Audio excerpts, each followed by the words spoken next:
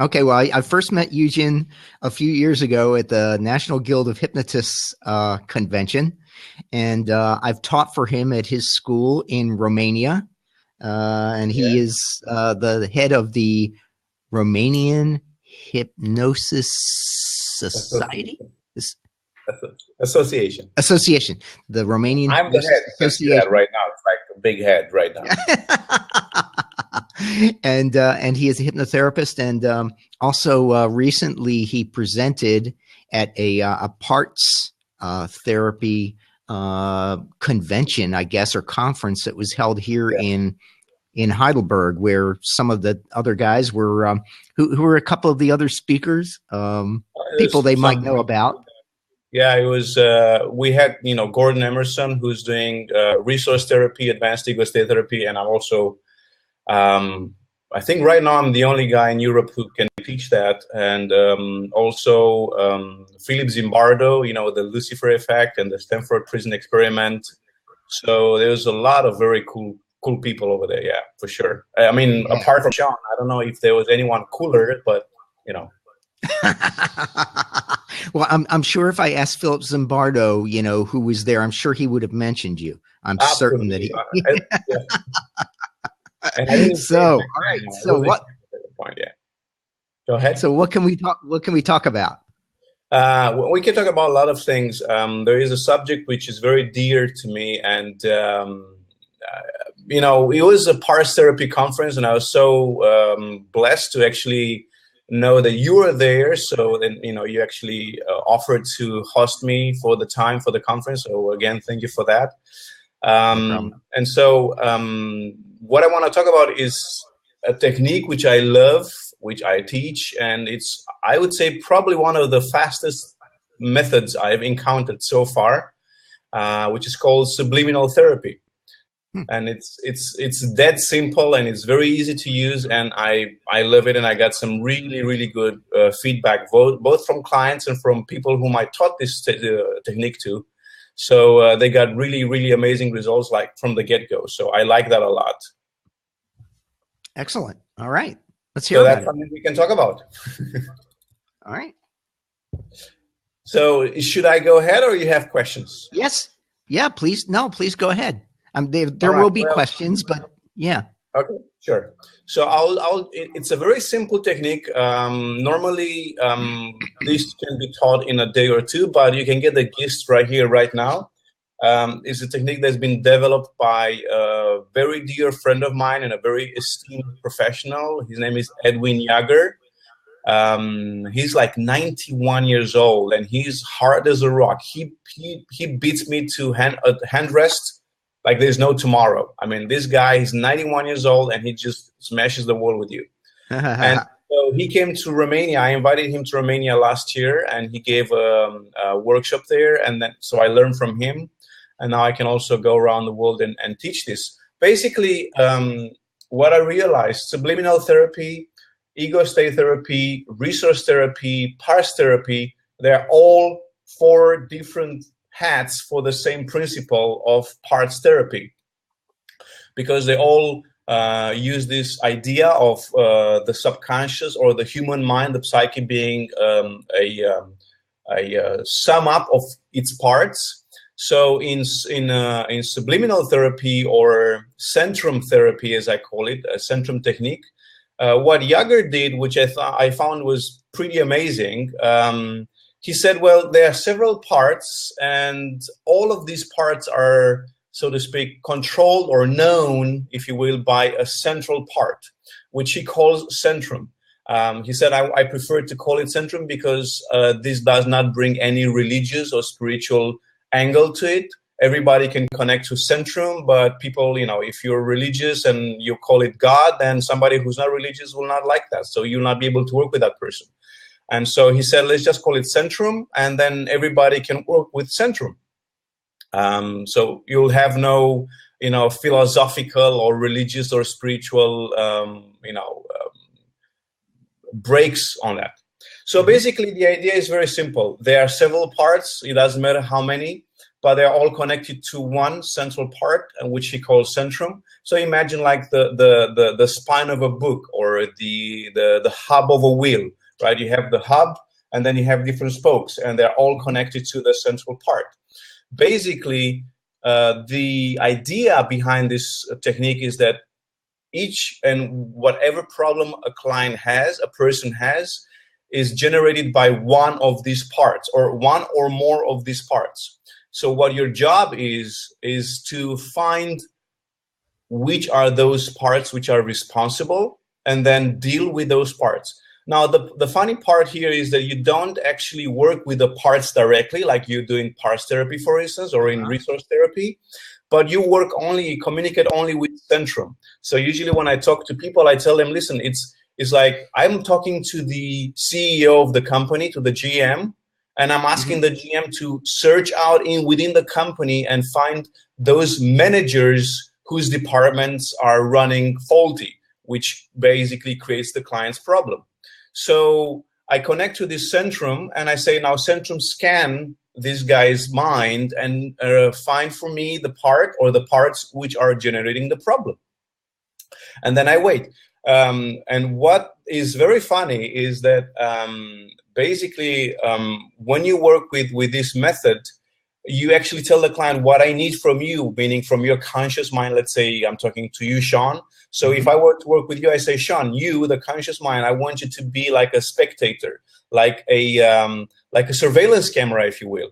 I just want you to give me whatever you pick up from your subconscious mind, not what you would like to say, not like what you like to hear or what you think should be there, but whatever comes up. Like you're watching the TV, you tell me what comes on TV, and then you relate that to me so I can move on with the question. So basically, I kind of this is very easy for clients, because if you tell them that, they say, okay, so I don't have anything to do. I said, yeah, that's correct. You got nothing to do. You just sit back and relay to me the messages from the subconscious mind. That's all. Actually, I don't want you to do anything else but just that. I don't need opinions. I don't need your beliefs. I just need you to tell me what comes up from your subconscious mind. So the way to do that is very simple. You just ask the client to imagine their mind a surface they can write on, and usually it's like a blackboard. So the first question is, you tell them, I want you, Sean, for instance, to write on the board the word yes. And then you, the client, would say, okay, I wrote the word yes. Then you say, okay, now erase the word yes. And then he erases. And then I said, now I want you, Sean, to step aside, or just do not interfere with the blackboard. And I'm asking the subconscious mind now, and I can give them a snap, or I can give them a tap or something. And I say, right, I'm asking the subconscious mind of Sean to write on the board the word yes. And you, Sean, just sit back and watch and tell me when the word comes up on the board. And sure enough, the client says, okay, the word is up. And then I make sure, did you write it or it just showed up? If they say, I wrote it, I say, I don't want you to write it. I want you to just sit back and then do it again. So when they say, okay, the word just showed up, now I say, go ahead and see if you can erase it. And most often than not, about 85 to 90% of the time, they will not be able to erase it. And that would be a sign that we are now having a communication with the subconscious mind, with centrum, basically. Okay. So I said, okay, perfect. Just for a moment, Eugen, are you doing this in trance or no? No, you can do it with eyes open. Okay. Even, I mean, though sometimes for some people, if you just, I mean, I did this so many times conversationally. I had them, I just say, imagine a surface you can write on. And they say, okay, I got it. And I actually have a video with a guy. I've done this over Skype with a guy. And you're so funny, also, thinking about NLP here, because he was sitting on his couch. He was like leaning back on his couch, and he was saying, okay. And every time he would imagine, every time he would look for the answer, he would look down to the right of the, like that. Yeah. And then I say, so what's up now? It says yes or it's not. But every time he would look for the answer with his eyes open, he was looking down right. Okay. That was very funny to notice. I have it on video. I recorded the session. So you can do it eyes open. You can do it with eyes closed. Some people work better with eyes closed. And sometimes if it doesn't work, you can just do the first step of the Ullman induction, where you just say, relax your eyes and you pretend that you cannot open them. And when you know that, just stop pretending and let them closed. And this is what Dr. Yaga does. You know, he doesn't go for the full induction. He just goes for this previous, initial step. And usually that works good enough. So you just do that. And now you've established communication with the subconscious mind, and you ask questions that can have a yes or no answer. I'm sorry. So basically, I establish communication with the subconscious mind. So the subconscious mind says, yes. Okay, now I ask the client, now go ahead and see if you can erase that. Most often than not, they will not be able to erase it. Then I say, okay, don't stop trying. I'm talking to Centrum now. Now Centrum erase the word, and the Centrum does so. And so we move from there. Are you Centrum aware of the problem the client presents? Yes or no? Yes. Are you willing to help the client resolve this problem? Yes. Then go ahead and search and find out how many parts are cooperating or creating this problem for the client. And when you finish, write on the board the number of the parts, and it says 5 or whatever. I think the largest number was like 17 or something like that. Ooh, that's a long session. Yeah, well, you can break it up in parts, and you do now, and then you do 5 today, and then you do the rest next time, So, so yeah, and it works so fast. It's like really, really, really fast.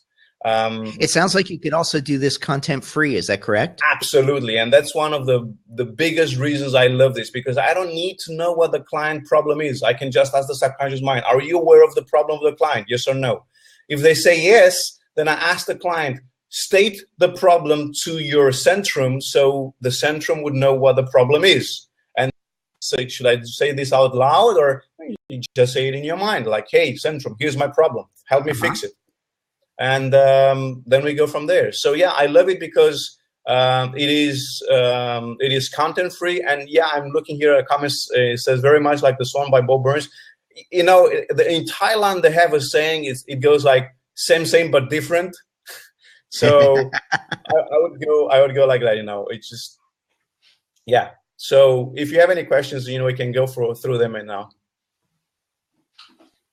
Excellent. So that's kind of like the technique I will actually present next year. I mean, this year at Hypnothoughts Live, I will give a 2-hour presentation on it. So if you guys are interested, you can also attend there. But I'm here with you, so ask away as many questions as you want, and I'll be happy to answer.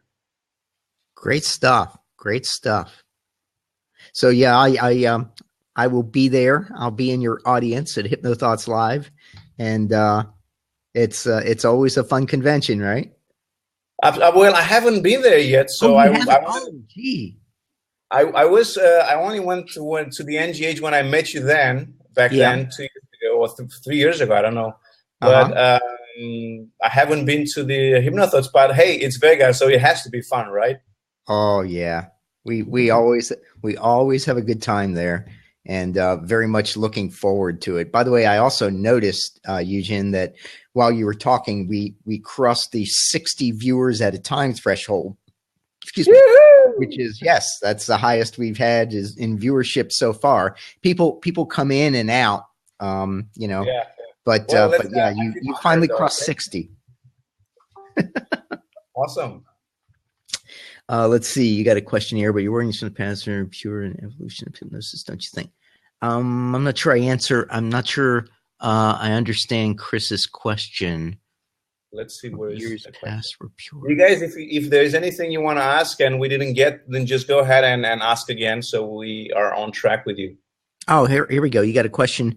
Therefore, would this alter people's pain or illnesses that they're suffering from? Right. So yes, not alter it, but actually help towards solving it. Because let's say somebody has an illness or some sort of pain.